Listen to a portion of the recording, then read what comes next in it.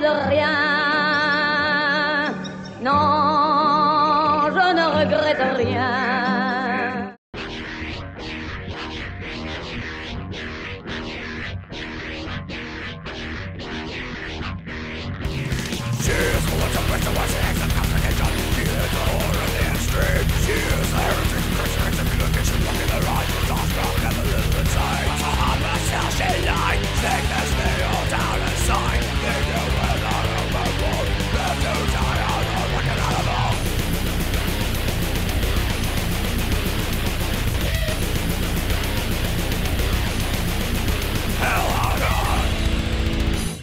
Greetings, gentle viewers, asshole kids and a pet psychic.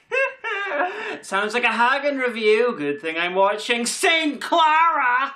No matter what the name suggests, it's not a Stephen Moffat autobiography dealing with his latter years on Doctor Who. Cunt. Anyway. This is Israeli, and imagine if David Lynch tried to direct a romance between two 13-year-olds. And then stop imagining that because this exists. And oh, sweet, certain man's second cousin Joelle worked on this.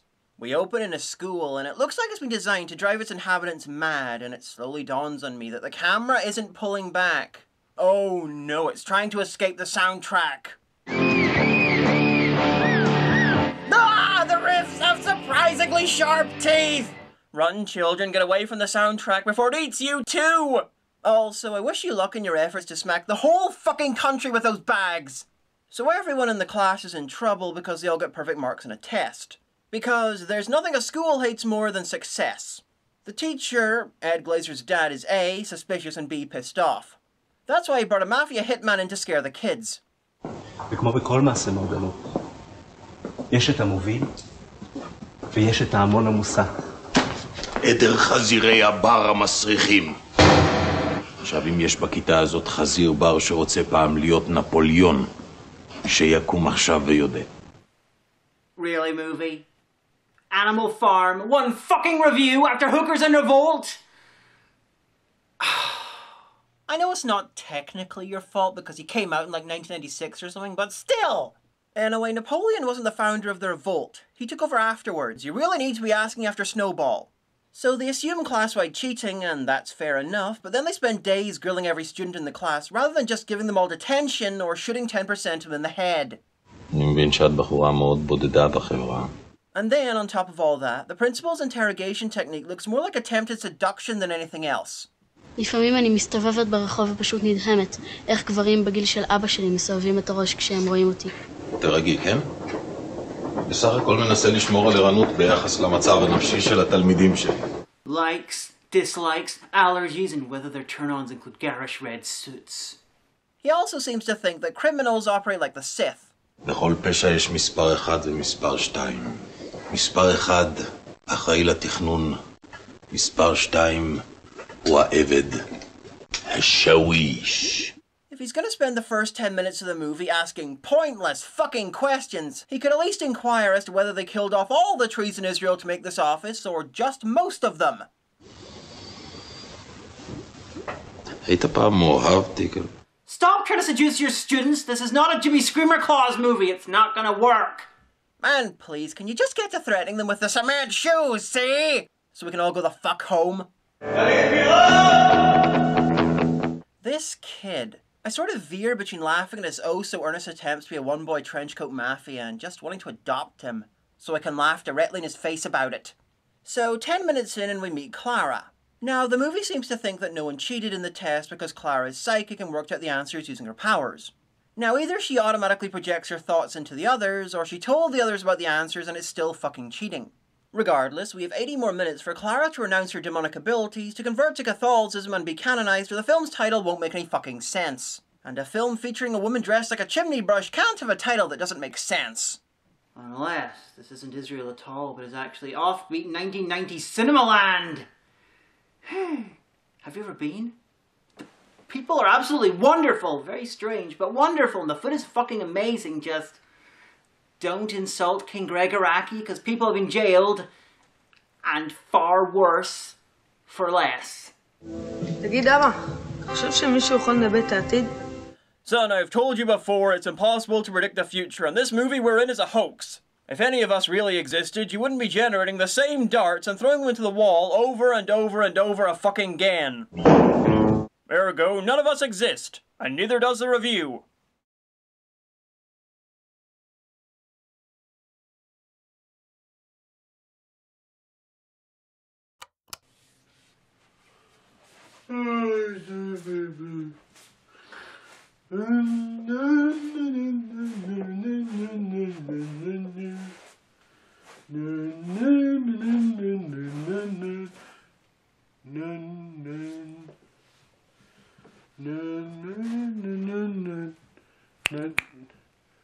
Oh, people, I'm famous. Oh,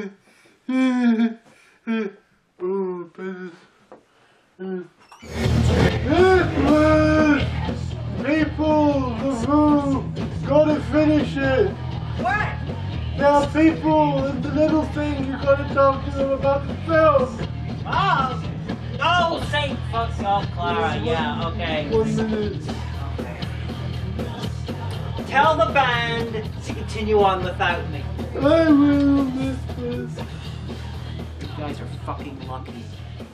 Let's eviscerate this bitch. The trio of punks, Eric Klebold, Dylan Harris, and her in the flight hat, have developed a serious interest in seismology. An interest so serious that they can create physically impossible binocular shots. They're 5 stories down. Unless that machine is on the ceiling, this makes no fucking sense. The next day, they reveal that pollution's got so bad that they had to take a medical condition to the hospital. And I could be talking about the conversation between him and his dad. Or that half the shots of this feel like a cover version of stuff done by Stanley Kubrick. But really, I'm just hypnotized by the dad's coat. It's pretty. Look at that man. It's like a Wall Street remake starring Eric Estrada. So the kids crucify a girl who's not Clara, and even worse, spray her. Oh, what a spray! What a lovely, lovely spray! They're sure she told the school about the test cheating, but there are some problems. And the fact that no one gets expelled for trying to set her on fire is only 3 of them. 1. She didn't inform. 2. If she did, then why would they know? No one's got any trouble for it. 3. Clara gets them to stop the torture by projecting her mind into the poor girl's body and proving she has powers. But they should know about the powers if Clara gave them all the answers to the test. 4. If Clara didn't tell them, but instead put the knowledge into their minds without them knowing, then why are they scared about being informed on? As far as they're concerned, they didn't cheat. She then starts giving out answers to questions on another test that they're about to sit. So everyone will get 100% again, and I'm beginning to worry that the film might have just lapped itself. ראשית, אתה לא נותן לאף אחד לצאת החוצה בזמן המבחן. בעיקר תיזהר מהנשים הקטנות, זה בדיוק הגיל שבו המיץ עולה להם לראש וכל ההתפרצויות ההורמונליות. Someone check the girls' toilets. I'm pretty sure that guy installed cameras. Well, movie, if you want people to see deeper meaning in your nonsense film, then I'd like to point out that they're both in a white corridor, wearing red and moving at speed, while talking about puberty, making these two a sentient, symbolic period. Anyway, I wonder if this school's regulation colour palette is a result of a demented psychological experiment. Look at it, painfully vibrant orange and sickly white. It's like they tried to turn my makeup into interior decoration and found out that they wasted the red paint on the principal's suit. They use bingo to choose the questions for the new test, and of course they're the ones that Clara predicted, so everyone's gonna get 100%. Then we're in the boys' toilets, and משהו באמת מטריד אותך, אתה יכול לדבר איתי על זה, כי אתה יודע שאני לא מנהל קונבנציונלי. Nope. No. Too many possible comments. I would be here all fucking day. Next scene.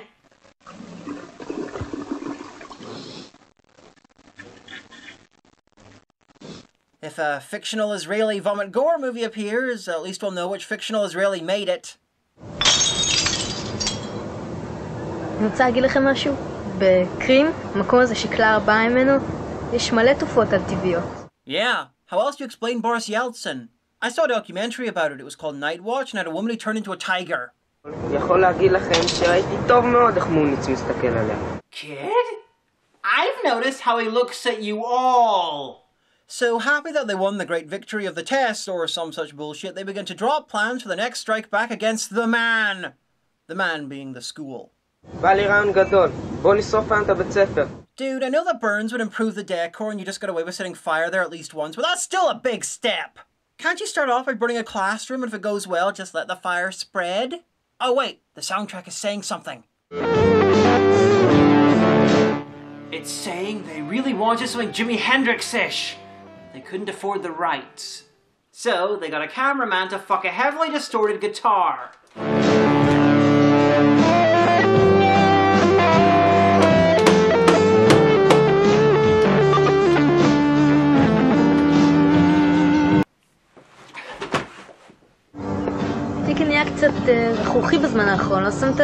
You know, out of all the teenage Israelis I've ever seen in my life, which is exactly the same as the amount I've seen in this film, she's the only one who's dressed like the Doctor. Come on, Israel, step up your game. So the long-haired one's in love with Clara, and this is clearly established by having the skinhead say so. דיקל מאוהב בקלרה, ואני עליתי את זה כבר מזמן. זהו העץ המערבי ביותר ביער. הוא נושא את הווירוס 0. Is this the only show on TV? I mean, I love swamp news with electrocuted Cher as much as the next person, but variety is the spice of Lionhead. Oh, fuck. Ugh. The principal and teacher have come to visit Clara at home. אני הייתי רוצה קודם כל להבהיר דבר אחד, כל עוד אני נמצא פה, המקום הזה מוגדר כשטח שיפוט של בית הספר. You aren't an embassy. Unless this is your attempt to get diplomatic immunity for whatever long list of shit you've done and are planning to do.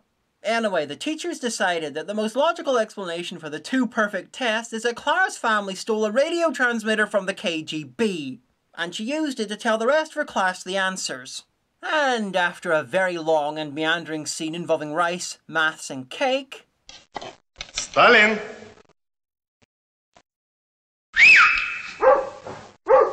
Clara's mum explains what's going on. Clara is psychic, like she was at that age, and will stop when she falls in love. Because all's fair in love and war, up to and including the suppression of mutant powers. אם תתאהב, והכל ייגמר. פשוט תעשו אותו לטרף. I'm sorry. I had to. This isn't what I wanted. So the asshole kids have burned the school statue, and it's nice to see that they took my advice and started small with the fire. Of course, the statue's so fucking ugly that the bigger crime is putting it out. Anyway, in between being creepy with Clara, the principal explains that he's been searching for someone he can fuck. I mean, reenact the Raspberry Reich with. אני אהיה דנטון, ואת תהיי מריון של המהפכה. They'll cut my head off and do topless paintings of you. It'll be so erotic. Vive la France! Courage! Courage! A toujours courage! Have you even established if she speaks French? The girl who played Clara is brilliant. She can do 500 million emotions and they all look the fucking same. Hey, what's on the binoculars tonight? Oh, just another seismology documentary and some porn. Boring. There's not even a frizzy-haired mad woman in that. The next day, shit just got real. Both the teacher and principal have changed their clothes. יש תלמיד שהייתי עולה איתו על הבסטיל.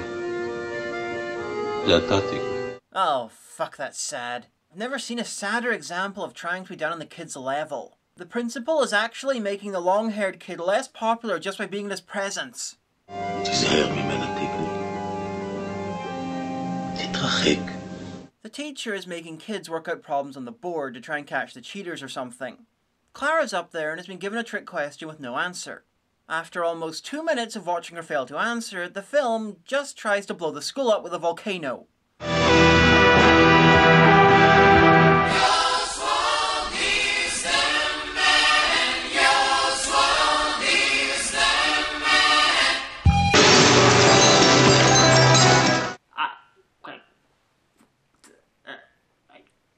I hope that's the last time they film a Deathstalker sequel next to a fucking school. And of course, right afterwards, one lucky student gets informed that they've been accepted into Halal Wart School of Witchcraft and Wizardry. The rest of the class didn't even know they were Palestinian. It was nice of that volcano to try and drown out the school's colour scheme. Pity it didn't last. So we're about to find out way more about the teacher than even the principal wanted to know. לקח אותי לבית זונות של ילדות בנות 14. הייתי עם 7 במכה. לא משנה. If you add them together, that makes an 84-year-old, so that's probably fine. He then explains that he and 59 other men took on chess master Bobby Fischer at chess at the same time, and he was the only one able to defeat him. Given how anti-Semitic Fischer was, the teacher's lucky he wasn't fed his own lungs. The principal sees his bullshit story and raises him another, that he fucked French singer Edith Piaf. This film is weird, it's got almost no attention span, it's got a weird plot, and every 10 minutes it abandons it for a different weird plot. A weird plot that, if you're lucky, has something to do with Clara. Clara, who I am guessing leapt into a time stream and saved everyone at every point in their lives.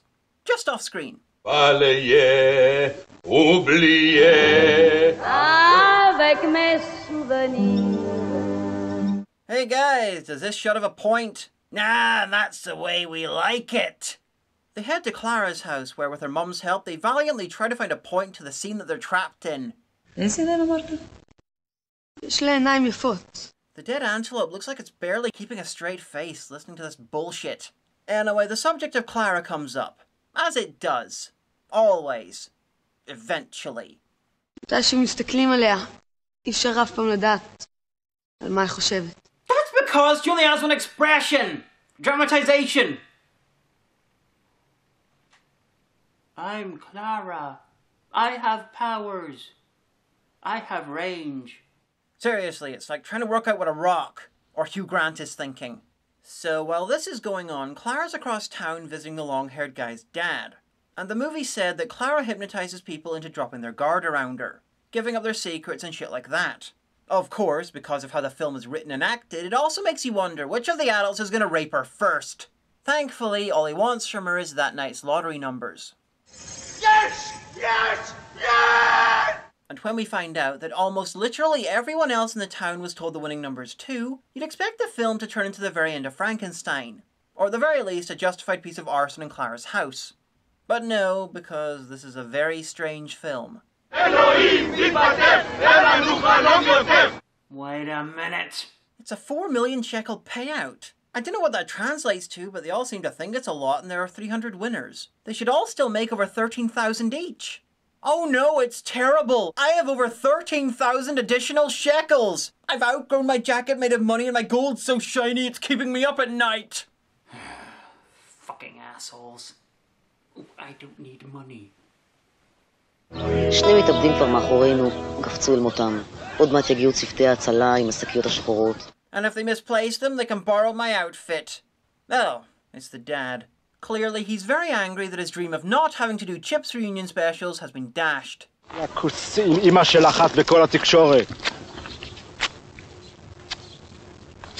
So, apparently, turmoil's happening now. רק שתדע לך שהבעיה הכי גדולה שלנו זה שאתה לא יכול לעמוד בלחצים נפשיים. אתה בשואה היית מת מזמן. Yeah? Well, you would have totally become a converso in medieval Spain and have your descendants be burned by the Inquisition. So, this guy worked out that this tree won't beat itself to death. And listen to the soundtrack. Eleanor Rigby picks up the rice in the church where a wedding has been. So, the film seems to think that this is a good way to express to us that the long-haired guy and the skinhead are enemies now. This is how I express my disagreement with that idea. What? That chimney? And somehow this still makes more sense than St. Clara. They are so pissed off at the long-haired one that they've already hired his replacement. Oh, jeez. It's like they've been told to fight, but don't touch the water, dear, otherwise we'll need to dry you off before we can go again. Oh, no, the take's ruined. You might as well kill him and we'll start the film again. Nah, he's fine, not unconscious, can walk fine and is only barely damp. In most films, that'd be worth more than a one-line summary. The best thing about this shot is the sheer amount of things photobombing it. The tiger head, the antelope, Ayn Rand. Truly, she was the most vicious animal of them all. So the long-haired kid has a brief existential crisis when he sees that his mum has shorter hair than him. Black is white, long is short, and hair can be cut. His mind is more blown than it was after that crack with the bat. Anyway, young love relationship issues away! כל הבנים אוהבים בה. רוזי, אסתמה, עוזי ואדגר. אפילו דוב. Even Dove? Jesus Christ, not fucking Dove. Anyone but fucking Dove. I mean, he's a... Yeah, I have no idea who that is, but, you know, he's probably an asshole. And gay. Oh, So, Zed's Police Academy 2 car and angry kids with a baseball bat. If they weren't the least threatening gang since Return to Witch Mountain, this possibly couldn't end well. And how I wish this woman was the long-haired guy, trying out a new look. תעלי פיה, אני אקח אותך לסיבוב בגן עדן. Get in.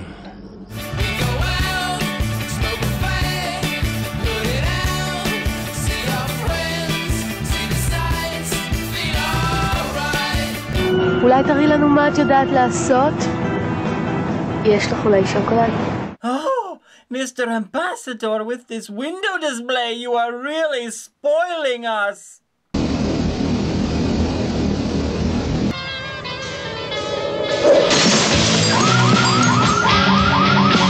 Movie, the only way that counts is her showing off her talents. It's through her brainwashing him into breaking the law and possibly risking juvenile detention to get her a single Ferrero fucking Rocher.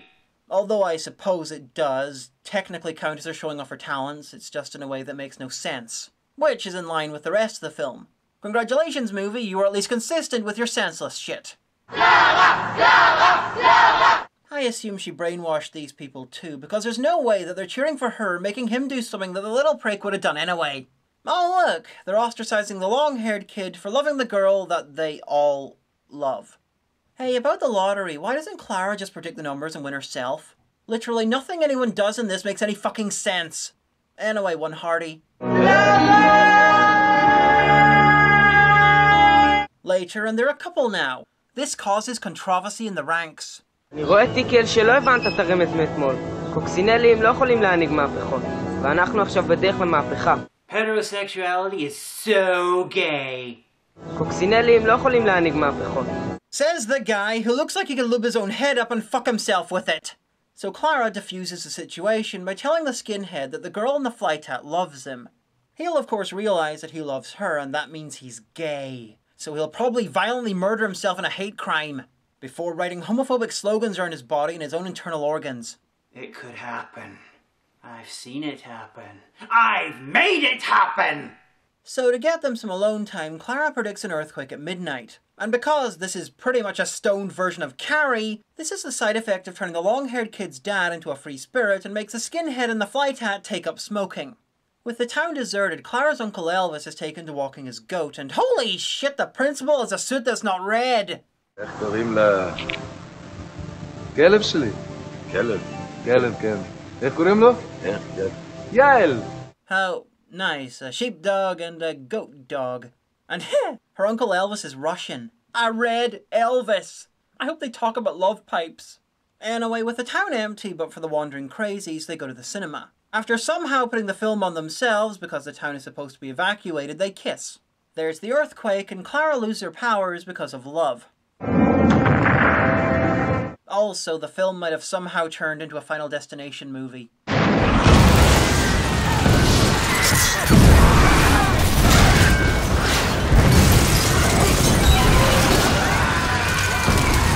כולה 4 בסולם הריכטר. תכף נגמר.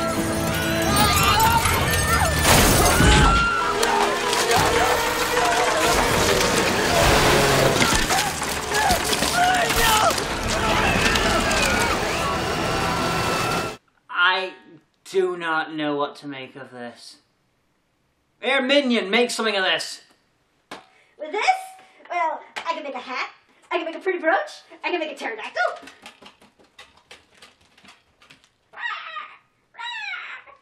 Even with the weird films, I can usually get some sort of grasp on it, but this is just single-minded in being weird. Its approach to reality is consistently inconsistent. It's weird in the same ways over and over and over again, but in slightly different ways. I found it really hard to get a handle on it. It's Schrodinger's weirdness. The kids were fine when they bothered to act, the adults were uniformly weird, and the grimy realism of the locations juxtaposed with the oddness of everything else. It was a bit like a Jean-Pierre Jeunet film fucked a Ken Loach film. It seems to be good, but... I just can't seem to think of a point to any of it. I could make shiny body armor out of it. It didn't work! Oh god! Sorry, it had been a while since I did that on camera, so, hope you enjoyed that. File this movie under mildly perplexing. I'm the Amanda Hagan, and I have to live with that every single fucking day.